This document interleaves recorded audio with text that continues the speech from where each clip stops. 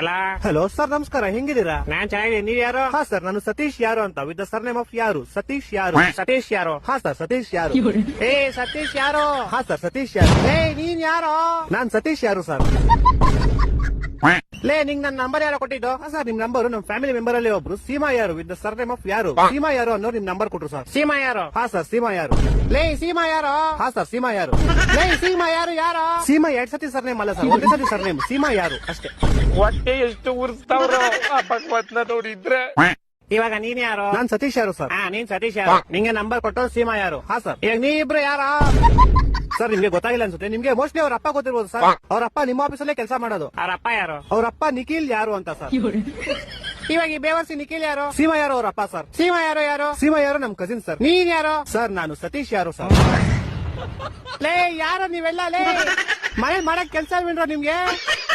ಏ ಕರೆಕ್ಟ್ ಕಡ ಯಾರೋ ನೀನು? ಸತೀಶ್ ಯಾರು ಅಂತ ಸರ್. ಲೇ ನಿಮ್ ಮನೆ ಎಲ್ಲೋ ಇರೋದು? ಸರ್, ನಮ್ಮ ಮನೆ ಯಾವ ವಿಜಯನಗರ ಅಂತ ಸರ್, ಬೆಂಗಳೂರಲ್ಲಿ ಇರೋದು. ಯಾವ ವಿಜಯನಗರ? ಹಾ ಸರ್, ಯಾವ ವಿಜಯನಗರ.